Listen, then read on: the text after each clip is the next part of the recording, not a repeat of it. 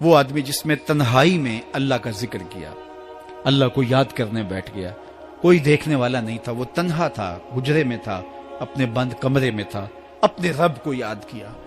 اللہ کی یاد کرتے کرتے اس کی آنکھوں سے آنسو ٹپکنے لگے، اس کی آنکھیں آنسوؤں کا خراج دینے لگی۔ تو میرے اور آپ کے آقا و مولا نے فرمایا کہ یہ آنسو اتنے قیمتی ہیں، ان آنسوؤں کے بدلے میں قیامت کے دن اسے عرش الہی کا سایہ نصیب ہوگا، عرش الہی کا سایہ اسے نصیب ہوگا ان آنسوؤں کے بدلے میں۔ رومی علیہ رحمہ فرماتے ہیں جہاں پانی گرتا ہے وہاں سبزہ اگتا ہے، جہاں آنسو گرتے ہیں وہاں رحمت اترتی ہے۔ تو اس لیے جو اللہ کی یاد میں رونے کا لطف ہے اور اللہ کی یاد میں آنسو بہانے کا اجر اور صلہ رکھا گیا ہے، یہ گناہوں کو دھو ڈالتا ہے، یہ اندر کی صفائی اور ستھرائی کا سبب اور ذریعہ ہے۔ میرے اور آپ کے آقا و مولا نے فرمایا راتوں کی تنہائیوں میں اٹھ کے قرآن پڑھا کرو اور قرآن پڑھتے ہوئے رویا کرو۔ پھر فرمایا فَإِلَّمْ تَبْكُوا فَتَبَاكُوا، اگر رونا نہ آئے تو رونے کی کوشش کیا کرو۔ حضرت داتا گنج بخش علی حجویری سے ایک مرید نے کہا حضرت اگر رونے کی کوشش کریں پھر بھی رونا نہ آئے، فرمایا پھر اپنے مقدر پہ رویا کرو۔ تم اتنے سنگ دل ہو گئے ہو کہ تمہاری آنکھیں آنسوں کا خراج نہیں دیتی۔ جو رونا نہیں جانتا وہ اللہ کی رحمتوں کو اور اللہ کی کرم نوازیوں کو کیسے سمیٹ پائے گا؟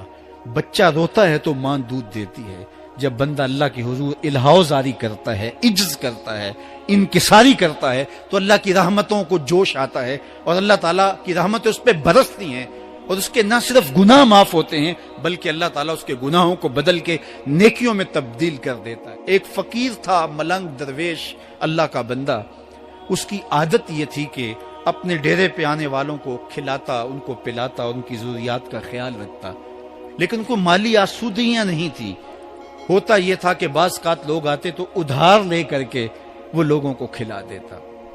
خیر چونکہ فقیر کا مزاج یہ ہوتا ہے کہ لوگ آئیں اس کے ڈیرے سے کھائیں، بابا بلے شاہ نے بھی کہا تھا نا، اٹ کھڑک کے دکڑ بجے تتا ہووے چلا، آن فقیر کھا کھا جاون راضی ہووے بلا۔ یہ فقیروں کا مزاج ہے، تو جو بھی آتا اس کے ڈیرے سے کھاتا اور وہ ادھار اٹھا اٹھا کے لوگوں کی ضروریات کو پورا کرتے رہتے۔ وقت آخر آ گیا، جن لوگوں نے ادھار دیا تھا وہ سارے تقاضا کرنے آ گئے۔ اب بابا جی کو کیا فکر لاحق ہے کہ یہ میرے مہمان اور میں ان کو کچھ پیش کرنے کی صلاحیت نہیں رکھتا۔ ایک بچہ تھا، وہ کچھ سامان بیچ رہا تھا، پتیسا بیچ رہا تھا یا کوئی اور چیز بیچ رہا تھا۔ اس نے گلی سے گزرتے ہوئے آواز لگائی، خادم کو کہا سے بلا کے لاؤ، کہا تم بیچ رہے ہو تو میرے مہمانوں کو کھلا دو۔ بچہ بڑا خوش ہوا کہ میں سارا دن گلیوں میں گھوم کے یہ پتیسا بیچنا تھا، اب یہ ایک جگہ ہی سارا فروخت ہو گیا تو یہ تو موج لگ گئی، میں جلدی گھر چلا جاؤں گا، میری ماں خوش ہو گئی۔ تو سارا ان مہمانوں کو کھلا دیا گیا اور اس کے بعد کہا بابا جی پیسے؟ کہا تم بیٹھ جاؤ، جب ان کو ملیں گے تو تجھے بھی مل جائیں گے۔ وہ بیٹھ گیا، 2 4 10 منٹ بیٹھا تو بچہ تھا، پھر کھڑا ہو گیا، بابا جی پیسے؟ کہا جب ان کو ملیں گے تو تجھے بھی مل جائیں گے۔ پھر آدھا گھنٹہ گزرا تو پھر اس نے کہا بابا جی پیسے؟ میری ماں میرا انتظار کر رہی ہے، ہمارے گھر کا چولہا اسی سے جلتا ہے، میں یہ پیسے لے کر جاؤں گا اور میری ماں کوئی ہنڈیا خریدے گی اور ہم شام کا گھر کا کوئی سلسلہ کریں گے۔ کہا بیٹا جب ان کو ملے گا تو تجھے بھی مل جائے گا۔ بچے نے رونا شروع کر دیا، یتیم بچہ تھا، اس کا سارا آسرا یہی تھا، اس نے رونا شروع کر دیا۔ جب بچہ رویا اللہ کی رحمت کو جوش آیا۔ کوئی مرید نذرانہ لے کے ان بزرگوں کے پاس آ گیا اور اشرفیوں کی بھری ہوئی تھیلی پیش کی۔ وہ اتنے پیسے تھے کہ اس بچے کو بھی دیے، جتنے لوگ آئے تھے سب کا قرض چکایا، کہا جاؤ گھروں کو۔ تو سب نے کہا بابا جی ہم صبح سے بیٹھے ہوئے تھے تو یہ نذرانہ دینے والا صبح سے نہیں آیا تو اب کیسے آ گیا؟ کہا صبح سے تمہارے اندر کوئی رونے والا نہیں تھا، ایک رونے والا آیا تو باقیوں کا بھی کام بن گیا۔ بعض اوقات کسی ایک شخص کی وجہ سے باقیوں کی خطائیں بھی معاف ہوتی ہیں۔ آج ہم اجتماعی طور پہ تا حد نظر اندر باہر اوپر نیچے اتنے لوگوں کے ہجوم میں اللہ کی بارگاہ سے یہ توقع رکھتے ہیں کہ مالک کتنے ہجوم میں کوئی ایک تو ہوگا جو تیرا لاڈلا ہوگا، کوئی ایک تو ہوگا جو تیرا بہت قریبی ہوگا، کوئی ایک تو ہوگا جس پہ تیری رحمتیں برسیں گی۔ تو مالک اس کے صدقے سے ہماری خطائیں بھی معاف کر دے، ہمارے گناہ بھی معاف کر دے۔ کوئی ایک رونے والی آنکھ مل گئی تو باقیوں کا بھی کام بن جائے گا. اٹھ فریدا ستیا تے میلا ویکھن جا, وت کوئی بخشیا مل جاوے تے تو ہی بخشیا جا.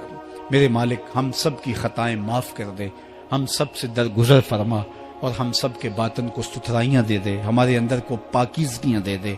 بہت وقت میں نے اور آپ نے صاحب گزار لیا, تیزی کے ساتھ زندگی بیت رہی ہے.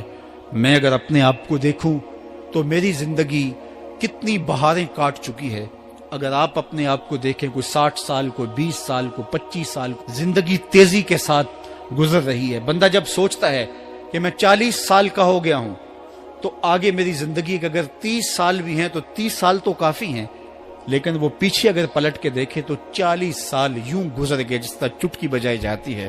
جب چٹکی بجانے کے وقت میں 40 سال گزر گئے محسوس ہوتے ہیں, تو جو باقی 30 سال اگر ہوئے بھی, وہ تو گمان ہے میرا, وہ تو گمان ہے آپ کا. ہمیں تو ایک سانس کا بھی نہیں پتا. پوچھا گیا زندگی اور موت کے بارے میں کیا خیال ہے, کہا فجر پڑی ہے, پتہ نہیں ظہر پڑھ سکیں گے یا کہ نہیں. کہا اتنی لمبی امیدیں لگائے بیٹھے ہو, کہا ظہر پڑی ہے, پتہ نہیں عصر پڑھنے کا موقع نصیب ہوتا ہے کہ نہیں. کہا یہ بھی طول عمل ہے. ایک بولا عصر پڑی ہے, پتہ نہیں مغرب پڑھ سکیں گے یا کہ نہیں. کسی نے کہا ایک رکعت پڑی ہے, پتہ نہیں دوسری رکعت بھی پڑھنا نصیب ہوتی ہے یا نہیں. کہا یہ سب تمہارے منہوں کی باتیں ہیں. میں تو کہتا ہوں ایک طرف سلام پھیرا ہے, پتہ نہیں دوسری طرف سلام بھی پھیر سکیں گے یا کہ نہیں. کیا موت اتنی قریب نہیں ہے؟ ہم نے اپنی آنکھوں کے سامنے لوگوں کو جدا ہوتے یوں نہیں دیکھا ہے. ہم کہتے ہیں اس کی خبر سنا رہے ہو موت کی, یہ تو میں نے ابھی سبزی والی دکان پہ دیکھا تھا. لیکن جب موت آتی ہے تو ایک لمحے کا تقدم اور تاخر نہیں ہوتا. تو صاحب آئیے اپنی زندگی کو اللہ اور اس کے رسول کی راہوں پہ ڈالیں. آج وقت ہے, آج موقع ہے, آج توبہ کا دروازہ کھلا ہے, کل سب کچھ نہیں ہوگا. آج اس کی رحمتیں آواز دے رہی ہیں. آج وقت ہے, وقت پر کافی ہے ایک قطرہ بھی آب خوش ہنگام کا. جل گیا جب کھیت برسا می تو پھر کس کام کا. اب آئیے سنیے, اس کائنات کے اندر ہمیں وہ خواتین ملیں گی جو پردے کے پیچھے تھی, لیکن پردے کے سامنے ماں نہیں آئی, عبد القادر جیلانی آئے. ماں پردے کے پیچھے تھی, پردے کے سامنے فرید الدین گنج شکر آئے. ماں پردے کے پیچھے تھی, مہر و ماں نے بھی آنچل نہیں دیکھا, لیکن پردے کے سامنے کربلا میں حسین ابن علی آئے. تو یہ پردے کے سامنے آئے, وہ پردے کے پیچھے تھی. تو جب مائیں پردے کے پیچھے ہوں تو پھر بیٹے جو ہیں وہ پردے کے سامنے آ کے وہ نقش ثبت کرتے ہیں کہ جو لوگوں کے زندگی کے نقوش کو جو ہے وہ اجال دیتے ہیں اور تقدیر بدل دیتے ہیں. تو اس لیے ماؤں کی ذمہ داریاں گھر سنبھالنا ہے,